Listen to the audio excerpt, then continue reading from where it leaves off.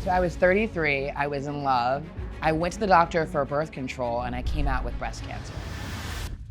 Athena Jones is more than an award-winning journalist. She's a two-time breast cancer survivor who is tackling the deadly truth about Black women and breast cancer. My doctor, she just happened to believe in offering her patients a baseline mammogram. I said yes. Never in a million years did I think I would actually end up with a diagnosis, but that is what happened. This young woman was diagnosed at 31, but only after fighting for 6 months with her doctors because she found a lump. They were like, you're too young. She eventually found it and it was triple negative. I think it was stage 3 by the time she finally got the treatment that she needed. There's a harsh reality that if your initial doctor had not encouraged you to have your first baseline mammogram, it could have gone a very different direction. You gotta advocate for yourselves. Your doctor says you shouldn't be worried. Ask your doctor to prove to you that you don't need to worry. You have to challenge your doctors and you have to go until you get an answer where you're satisfied and you feel like you've been heard.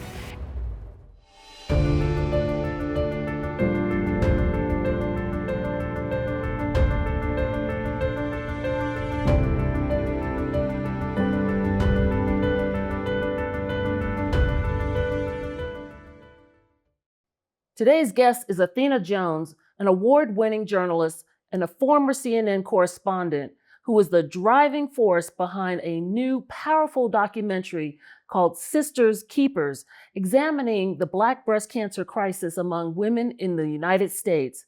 We're excited to have her this afternoon. Athena, thank you so much for accepting our invitation to be on our new podcast and always, sharing your journey through breast cancer. I know it, but so many of our viewers and listeners may not. And so tell me about what happened to you, because you were a young survivor when you were first diagnosed. Absolutely. Well, thank you for being here. I'm so happy to be here. I'm always interested in supporting breast cancer organizations because I care so much about this topic. And I care so much about this topic because it touched my life at such a young age. And it came completely unexpectedly, completely out of the blue. I say this all the time, but I cannot express enough how much I was not thinking about this. This was not on my radar. And I went into the doctor to my annual gynecological exam with my gynecologist. I was 36 years old. I was madly in love. I had just started dating someone a few months prior, and I'd gone in for birth control. I'd gone in to get, a Nuva ring or a prescription for birth control. And my doctor, this is when I lived in Washington, D.C., she just happened to believe in offering her patients, all patients, in their mid-30s, a baseline mammogram, which is not commonly done. Not at all. And I didn't know, I had no awareness of any of this. I didn't know that they used to recommend baseline mammograms, several decades ago. But this doctor was the first who'd ever offered me. I was 36, and I said, yes. I'm a journalist. I want information. And I said, this is a chance for me to get more information.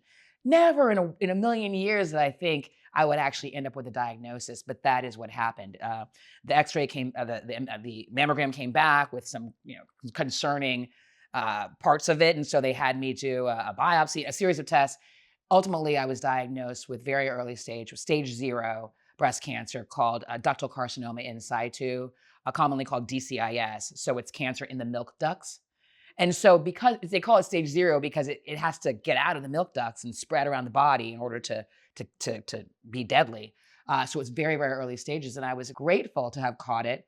I treated it aggressively, but then it came back 3 years later. Okay. And so when you talk about treatment, what type of treatment did you entail? I did a double mastectomy. I was 36 years old. My doctors said, look, I did the genetic testing. I didn't have any known genetic mutations. Of course, there's lots of research going on to find, I guess, new ones we don't know about. But for the ones we know about that can lead to breast cancer and other gynecological cancers, I wasn't positive for those. I had no family history I was aware of. This is why it wasn't on my radar. But what's more, I really didn't even know you could get breast cancer under 50 or 60. I thought of it as an older woman's disease. And as so many do. As so many do. And I thought of it as an older white woman's disease, really. I just didn't know enough about it. And I definitely didn't think it impacted me. Of course, I later learned you just have to be a woman, someone who has breasts, men too, of course. Mm-hmm. But it was really a shock to me. And so I treated it aggressively because my doctor said that breast cancer tends to be more aggressive in younger women and in Black women, and I was both. And so I did a double mastectomy, reconstruction, went back to my life. And then 3 years later, I was diagnosed with invasive breast cancer on the same side and had to go through all that again. And this time I had to do chemo. I was 4.5 months of chemo, then a little break, and then 7 weeks of radiation. And that was when I was 39. I've been cancer-free since then, thank God. Praise God. But because I was under such close surveillance, we were able to catch the second one. I don't fail to recognize that in both cases, I wasn't even yet 40. And they don't recommend screening in most cases for women in their 30s. And yet I can't help but think what would have happened to me if I hadn't had a doctor That was so offer me that forward screening. thinking, Yes. because you were very, very fortunate to Yes. have that doctor that was forward thinking. Because And you're I right. found, yes, the and I found out screening. from her later that most doctors don't offer it, She's and most correct. patients don't take it. Right. So I was, it was all kind of off the charts in every way, and I'm lucky. Right. So the treatment, you mentioned chemo and radiation. How did you move through that process? Did you lose your hair? Did it make Oh, you yes. fatigued? Oh, Were you yes. managing working at the same time, or just a little bit about that? Yes. Well, with so the second bout I had to go, since it was invasive, it was still quite early. Luckily, it hadn't spread, beyond the breast or the lymph nodes or anything like that. But I had to do the chemo and then the radiation, and I chose to keep working.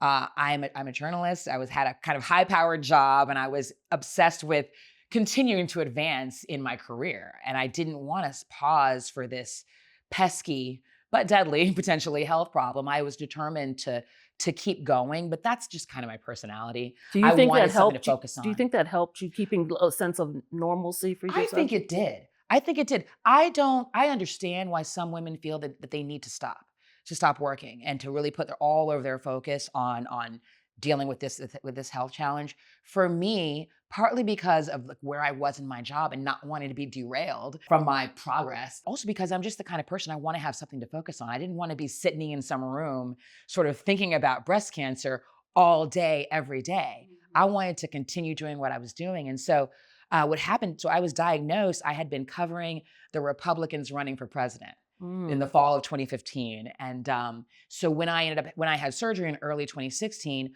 what they decided to do was take me off the campaign trail because I would have to do chemo every 3 weeks. And so they stationed me permanently at the White House. And so I was permanently on early shift at the White House. Every single day of the week, I was there at either 5 a.m. or 5:30 or 6 a.m. But it was something that you came to It was depend on manageable. Mhm. and very manageable. And so every 3 weeks on a Friday, I would go to across town to go get chemo. And it was wonderful in a way because it was the end of the Obama presidency. I had moved to DC because I'd covered the Obama campaign in 2008. And so in the end, it really came full circle and ended up being, this is probably my positive nature, but it ended up being a good thing, I think. There was a silver lining in it. But yeah, I kept it mostly to myself. I didn't tell a whole lot of people. I think at the time I was worried about pity and it's sort of getting in the way, like, no, look at me. Don't worry about this other thing going on. And I think not telling people probably also, I think at the time I thought it was helping me. Later on, I kind of think if I had found more support, I might have made some different decisions. So did you about go to my your choice. treatment alone, or did you? No, I had 6 chemos. 4 of them I brought someone. Okay. I don't think I ever brought my sister, who's quite much younger than I am, but several friends Sure. from just my life Yeah. in DC came and accompanied me the first few times, Wonderful. making it much easier to go through. Yes. And by the last 2, I felt okay. But for me, working all the way through was really beneficial because I had something else to focus on. And covering President Obama took me all around the world. Oh, I'm I sure. remember I met my team in Hanoi, Vietnam. And I only met them one day late because they traveled on a Friday. I had chemo on Fridays, did my chemo that Friday, rested that night. Next day I was off to Vietnam. Really? And so in that last year with Obama, I don't remember all of the things that we did during cancer, or it was all cancer, right? So the whole year I was wearing a braided wig. Okay. We went to the UK, we went to Germany, we went to Saudi Arabia, we went to Peru, All while Japan. All of this while I was battling cancer, and hardly anyone knew it. The White House Yeah. unit Mhm. knew it because I needed some support. But my therapist, and my closest friends and family. But other than that, I kept it private. But I was able to kind of go all over the world. And in the end, I got to go to a state dinner one of the Obama's last state dinners, all because I had been a longtime journalist covering his administration and prior to that, his campaign. So Wow, I admire I had that much to you. focus on. Yes, you did, and your mental health was, stable with the normalcy of some of, Yes, the travel. I'd say it was my mother died in 2013. So I had been diagnosed in 2012. My mother died a few months after my major surgery. Mm. And through that process, I had sought out a therapist. Mhm. It took me 3 therapists to find one that I thought was a good fit. So people should know that you don't have to You don't have settle to on the settle for the first first one. person. Good You have to good find the advice. good fit, the Good good advice. fit. And so I found a therapist, and early on when I was in acute, I just lost my mother. I was probably seeing her every other week. And so I had that, but over time it ended up being maybe every 3 weeks. And so by the time I had my second bout, I already had at least that part of the support system in place, in addition to my family and friends. And I felt strong and good because luckily for me, it was so early on in both cases that I wasn't so worried that I wasn't like, I'm going to die. I wasn't like scared to death of my ability to continue living. I was more, when the second diagnosis came along, I was annoyed. I was like, you're messing up No, my wait a career. minute. And so when it did not mess up my career, it actually put me in the most prominent place. That was kind of the silver lining. And so that's how I went through it. So, we know that you're an award-winning journalist, and so tell us a little bit about a special project that you've been working on for a few years, and now, We're you're like editing. We're going to be you're. editing the rough cut right about now. We're Yeah. starting the edit. This is a documentary project, feature documentary, my first one. So I'm a journalist, many years as a broadcast journalist, CNN, NBC. But my longest piece for work has been maybe 7, 8 minutes. This is going to be a feature-length documentary, 80, 90 minutes. The working title is Sisters Keepers. And it's all about Black women, breast cancer, and health equity. It wasn't until I had finished both of my bouts with breast cancer that I discovered that, the disparities, how Black women are so much more likely to die than white women of the disease. And even then in further research and more time did it take me to discover that Black women are twice as likely to be diagnosed with breast cancer under the age of 35. I was 36, but I consider myself very lucky. We're also twice as likely to be diagnosed, whatever age, with triple negative breast cancer. Absolutely. I was diagnosed with triple positive. Again, I counted myself lucky. But when we think about this mortality disparity, I can't help but think that those two facts matter, that we're more likely to be diagnosed young, more likely to be diagnosed with an advanced form. Maybe that plays a role in the mortality disparity. And so this documentary is examining the big question of why Black women have the highest death rate from the disease of any race and what can be done about it. And that leads us into several kind of side quests where we're looking at, okay, is it about access to mammography? Is it about access to genetic counseling and testing? Is it about the aggressiveness of the cancers that we're more likely to get? And so we're kind of exploring barriers to early detection as well. Right. The fact that the ages that they recommend people begin screening don't necessarily encompass us when we're getting it in our 30s. And so what do we do with this information? The information we already know about Black women's, I think, sort of higher susceptibility at a younger age. What are we doing with that? And how can we use that information in a way that helps us improve early detection for Black women and hopefully for all women? Right. So, have you seen any recurring themes during your research with this Have particular I? documentary? Have I? Research. Research is the recurring theme. I'm the investigator here. We start with my bouts with cancer, and we show that that's sort of what sparked me on this journey. And then I go to my doctor, and that's where I learn. My former gynecologist. That's where I learned that it's very, very uncommon for doctors to be offering these mammograms to their patients in their 30s. And the reason they don't offer it is because of the guidelines. The guidelines don't suggest that they should offer screening to women in their 30s. I've gone to various experts, all of whom say the way to save more lives, the way to be able to help more women, Black women and all women, is research. We need more research on breast cancer in general. We need more research on breast cancer in Black women. We need more Black women involved in research, also clinical trials for drugs, et cetera. We're going to be featuring the story of a woman who battled metastatic breast cancer for 13 years. And I mean, she survived for 13 years. She ultimately lost her battle, but she was able at one point to be on a clinical trial. And that was saving her life for a while. She had to get off of it because of an illness. But it's really, she was an important advocate for clinical trials. And so research is what we found to be kind of the motif that keeps being brought up over and over again. And we know a lot about the history of research on Black people, and there's distrust of the medical system. And so there's a lot to overcome. But one thing that we've done recently is that we're including the story of a researcher. So we have a Black woman, PhD, at Columbia, who is a health equity researcher. She's been researching for several years now, several things. One of them, though, is triple negative breast cancer in Black and Hispanic women and the influence of neighborhood factors and sort of socioeconomic and structural racism on the tumor biology, et cetera.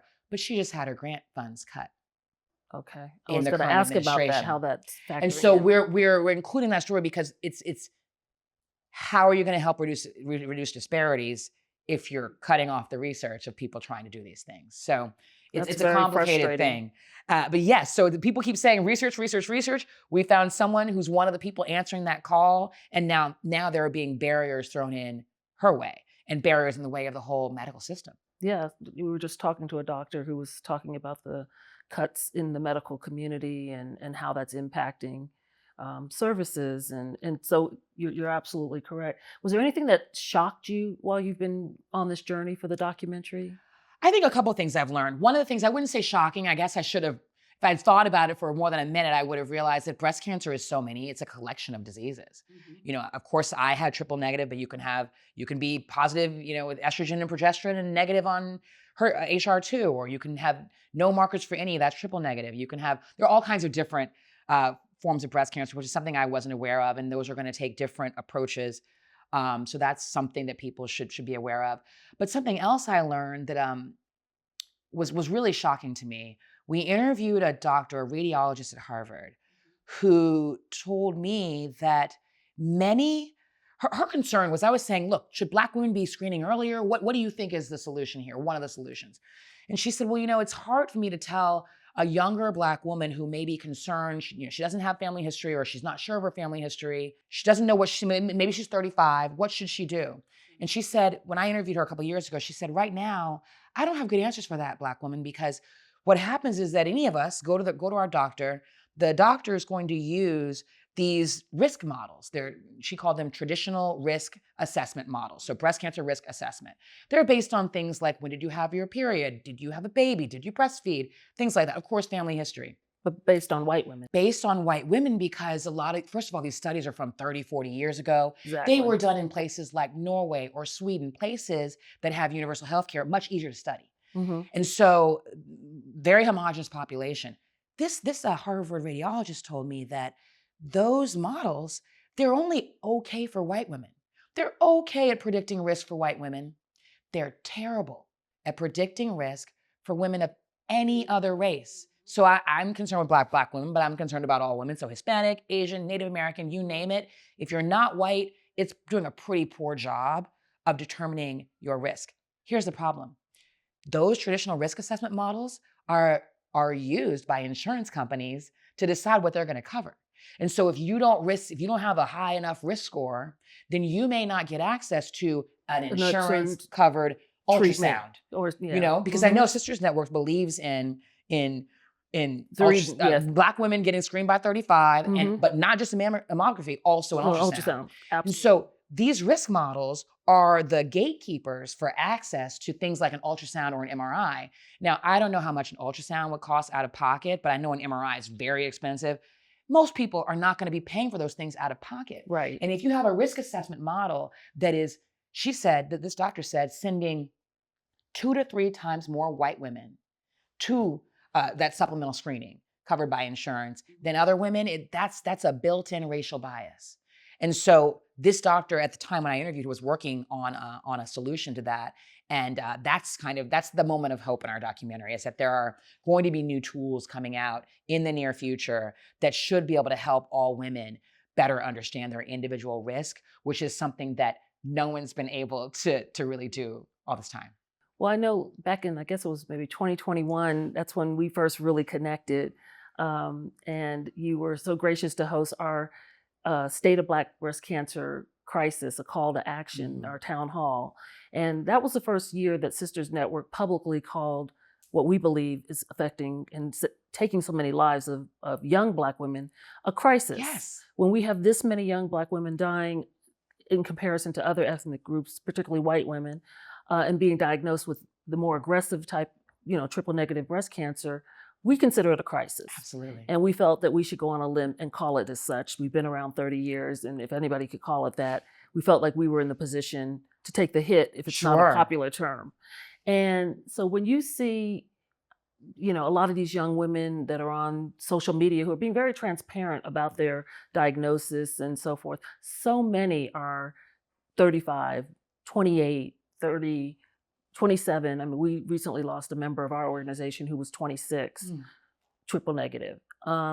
What goes through your mind as someone who's walked in those shoes being so young, but then also just watching so many of these young women being diagnosed? Well, it breaks my heart on one level because, as you said, this is a crisis. And I feel like I can't help but feeling like the history of this country will show you that Black women's needs and health and well-being has not been front of mind, has not been a priority. And I can't help but wonder if it were white women who were having how would this be having a crisis, would there be more done? Because there's also been lots of discussion about how triple negative is more likely to affect Black women. There needs to be more research into triple negative. But because right now statistically 1 in 5 Black women will be diagnosed with triple negative breast cancer as compared to 1 in 10 of any other ethnic group. And it's a much harder disease to treat. They're beginning to, I know Keytruda, our patient that we followed during our documentary, ended up being able to use Keytruda post-surgery. So they are slowly developing new tools, but it doesn't have nearly as many targeted treatments as triple positive breast cancer does. I am proud of these young women for sharing their stories, but I'm concerned. And broadly speaking, we already know that Black women are more likely to be diagnosed young, but broadly, early onset cancers are on the rise. Not just breast cancer, also colorectal cancer, and that's nationwide across all races. But there is one young woman who is also as an advocate. So many of us who are struck by this disease at a young age, I mean, obviously it changes your life, but I think it also has inspired so many of us to become voices and to become advocates. This young woman was diagnosed at 31, but only after fighting for 6 months with her doctors because she found a lump and they were like, you're too young. Right. Insurance won't cover it. You don't need it. Our patient, she eventually found it and it was triple negative. I think it was stage 3 by the time she finally got the treatment that she needed. Our patient that we followed in our documentary, or that we have been following in our documentary, she felt something at 35, went in. By the time she went in, I think she was 36 and she couldn't feel it. Some months passed, went back. By the time she could, she went in, couldn't feel it. And her doctor said, she didn't ask for a mammogram because she didn't think she needed one because she was 35 and her doctor didn't offer her one. And by the time it was diagnosed, it was like a golf ball sized tumor of triple negative breast cancer. Wow. And you don't want that. You don't want that. That's not, it's still early. It's still early detection. In the end, it was an early stage. I believe it was stage 2, but it could have been stage 1. And so we need to be talking about what are the barriers to early detection for Black women in particular. And I believe, your organization actually is the one that got me on this sort of pursuing this idea of whether we should be bringing back baseline screenings, at least for Black women, maybe all women in their mid-30s. Absolutely. And then if you can maybe couple it with these new tools coming out that help, use the mammogram itself to be able to gauge breast cancer risk for the next 5 years, a combination of those tools, I think, would allow us to save more lives. But also not overscreen. I mean, you come in at 35, you do this one mammogram, maybe you run it through this tool, maybe you come back at 40. We're not saying that everyone has to have the exact same schedule. But something's got to change. We got to start early. Something has to change. And how much harm is it really to say, come on, do a mammogram in your mid-30s. We'll have something to compare it to. And if necessary, we can act sooner. Because a lot of these young women are not, I worried that I wouldn't have made it to 40. The patient we follow worried that she wouldn't have made it to 40 because she had the aggressive kind. Have you, in your research or the documentary, are you touching anything anything on genetic testing? Yes, we have. In fact, we highlight my church in Houston. I grew up in Houston, a church called Wheeler Avenue Baptist Church. And so we went to a genetic sort of counseling testing session. And we talk a little bit about that. And that's important. That's certainly important. Access to mammography, period, is important. So we go to Memphis, where we sort of tell the story of a mobile mammography unit that brings mammographies to a lower income part of town that helps more women get access. But I would say my chief question is all about this, like dealing with the young age at onset and figuring out how we're going to capture people like me who had a doctor who did this unusual thing. I want more doctors to be thinking about this and more women to be thinking about this as we go forward. We talked about briefly, women being turned away by their doctor or being gaslit. Mhm. That you don't need any screening at this time. What would you just say to a woman who's got a concern, feels something is not right, or feels something that they're not getting that care? What would you personally say as a word of encouragement to them? I think you gotta go get another opinion. Go to a different doctor. Someone said something interesting. Two things. One, gaslighting is exactly the term my mother used with me at a breast cancer camp I went to, full of breast cancer survivors. Her daughter, 19 years old at diagnosis. Now she wasn't black, but she was white. But this mother complained that doctors were gaslighting her daughter, being like, "No, you don't need this screening. You don't need this and that." And in the end, she knew what she was feeling. And I think it was from that camp that I heard this advice, which was, okay, your doctor says you shouldn't be worried. Ask your doctor to prove to you that you don't need to worry.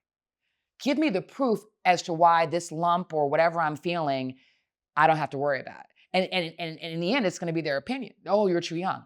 So no, I think you have to challenge your doctors, and you have to go until you get an answer where you're satisfied and you feel like you've been heard. And this young patient who was 31, she pushed and pushed and pushed and insisted on screening, and it saved her life. And Wow. so you got to advocate for yourselves. And you know what else I think is helpful sometimes?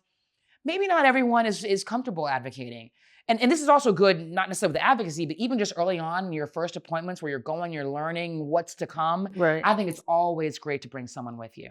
Oh, They can yes. help take notes. They can help listen, because it might be overwhelming for you. Absolutely. And so all the way along the way, I think it's good to have, and you're not weak in bringing up a support system. It's just good to have someone who has your back.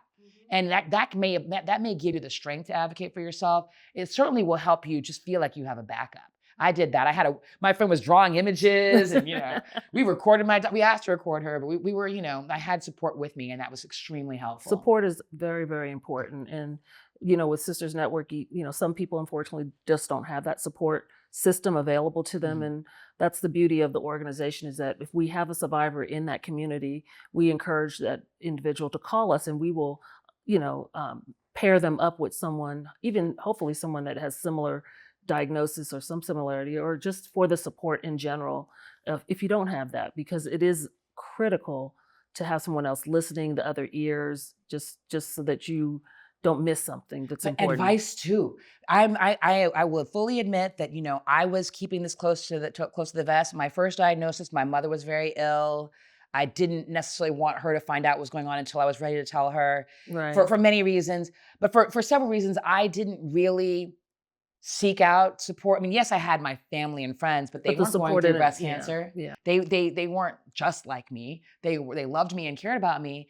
But I maintained that if I didn't even know about Sisters Network back then. I was just kind of keeping my head down. I got this assignment from God. I'm going to fulfill it. I'm going to check off the boxes Right. of each chemo and carry on. So I found out about Sisters Network and a bunch of support groups that we and organizations that we feature in our film. I found out about only when I began the film. But I believe that had I been part of the Sisters Network or one of these other organizations, I probably would have chosen to, in my first diagnosis, go ahead and have radiation, even though when I did my consultation, it was like, oh, your chances of it coming back are in the low single digits. Radiation would have that. I was like, God, I've been through a lot already. I've already been very aggressive. I chose to forego radiation at that time in They gave you an 2012. option. Yes, they said, well, look, the chances of it coming back, or I don't remember the exact number, maybe it was 7 or 8%. Mhm. And I thought that was very, very low. And I thought I had been very, very aggressive, but I should have been that one more step aggressive. So they said, it was 7 or 8%. And so doing radiation would bring it down to 3 or 4%. But I thought 7 or 8% is extremely low. Yeah. And I took my chances, and ultimately I was diagnosed a second time. Now, who knows? Hindsight's 2020, but in hindsight being 2020, I But those maintain conversations and Sisters Network. I would have been able to say, so what do you think? So, Yeah. what do you guys advise? Yeah. And I'm guessing that people might have said, well, go ahead and go that extra mile. Go that extra mile. And Yeah, the sisterhood and the advice and sharing personal experiences, and we have a lot of members sharing about some of the treatments that they've sought out and what's worked for them, what hasn't worked, or side effects, because we do know everybody's body is different. Sure. But still, hearing firsthand how one manages certain symptoms, or what medicine did or did not work for them, very helpful. Or maybe there's a trial that they participated in that you're not privy to. Mm-hmm. That sisterhood, that Sisters Network provides, unlike so many other organizations, because we are, filtered into the different communities, and we're boots on the ground. It's a special sisterhood that we're very, very proud of. Yes, and that knowledge is power, and knowledge will save your life. Absolutely. Talk about AI. Did you discover anything with AI coming into the fall? It's funny because there's so much fear of AI. I mean, I have some fear and concerns about AI. What is the future of work? Are people going to learn? Are people going to write their own story? All kinds of things that AI is going to take over. But I think that there are also ways that it can help.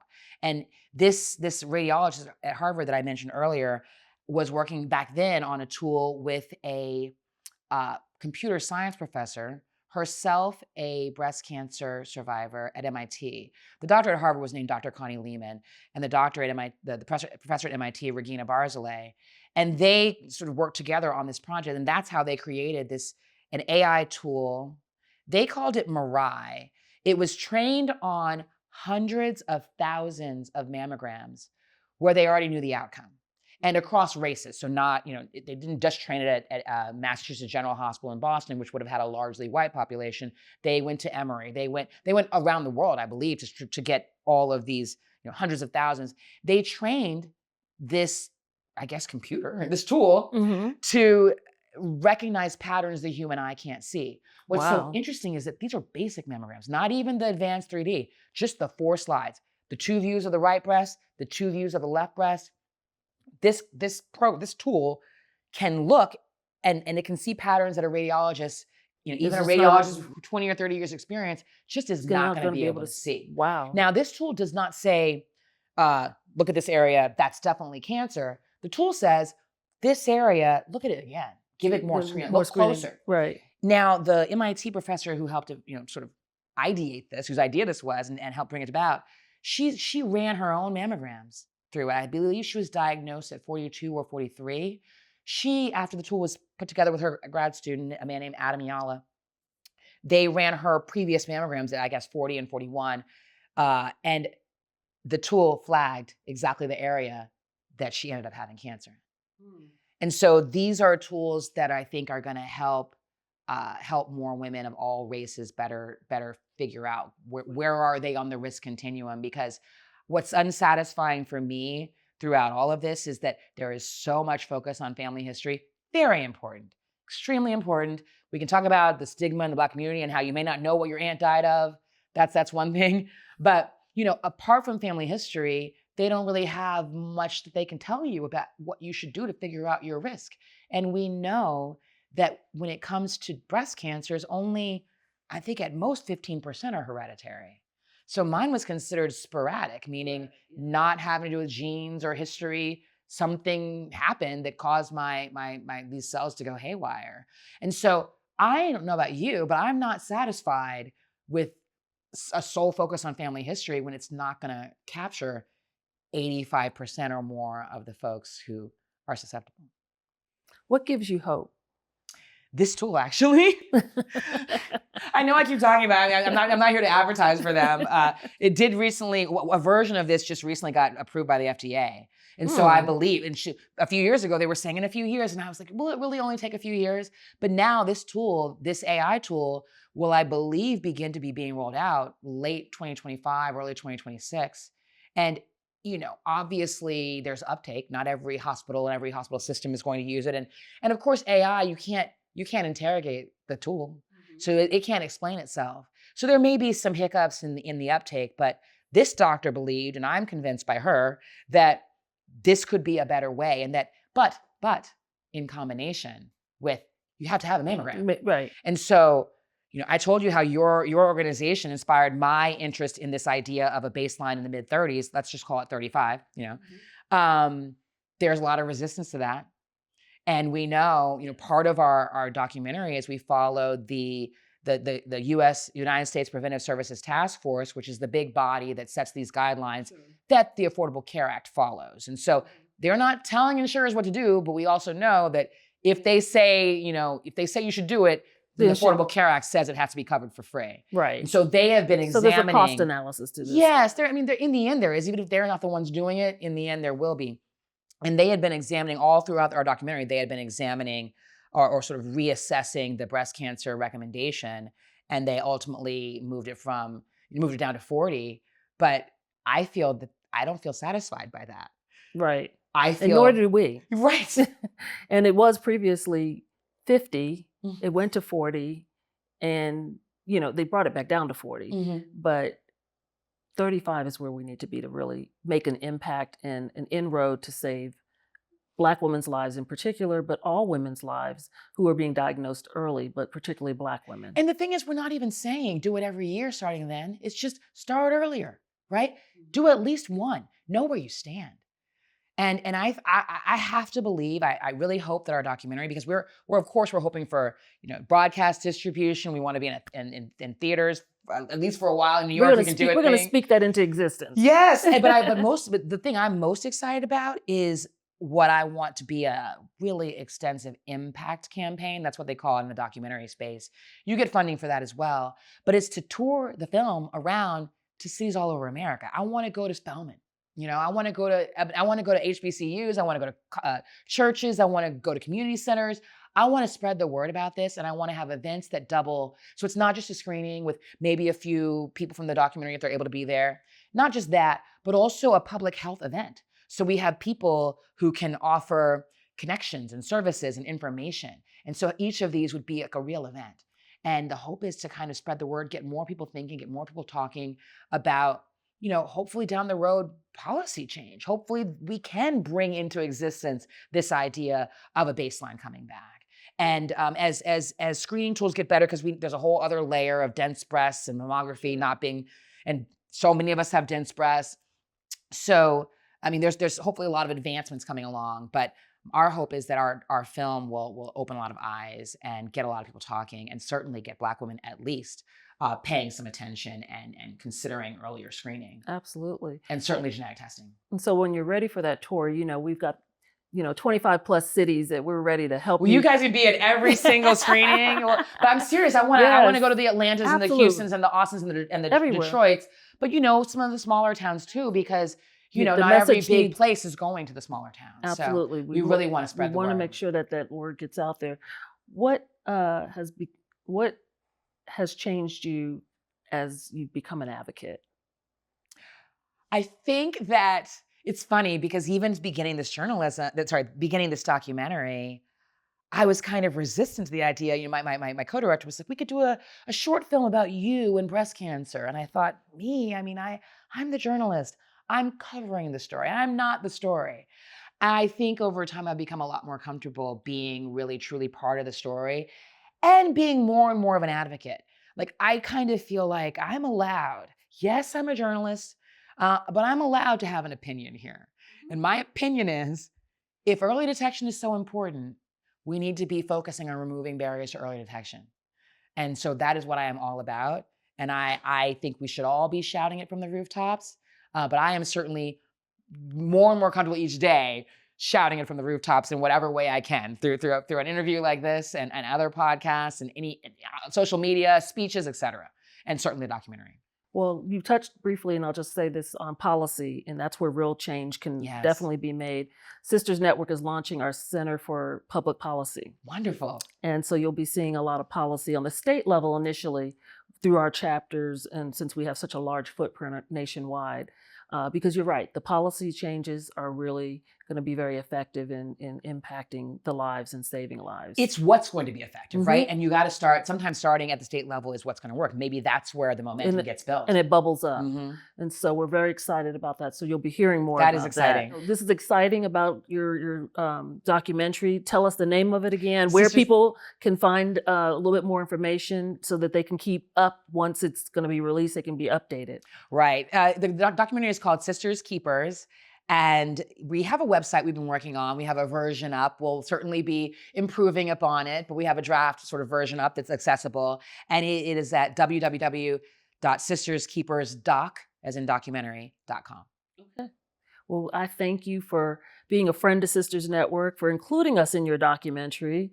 I know that Mrs. Jackson was interviewed for the documentary. We're looking forward to seeing the finished result, and I know it's going to impact so many lives. I believe it is, and I want to thank you and Mrs. Jackson for putting the idea in my head about this idea of bringing back the baseline, because it's really, you guys inspired me with, it's certainly that part of the documentary. So All right. Thank you. Thank you.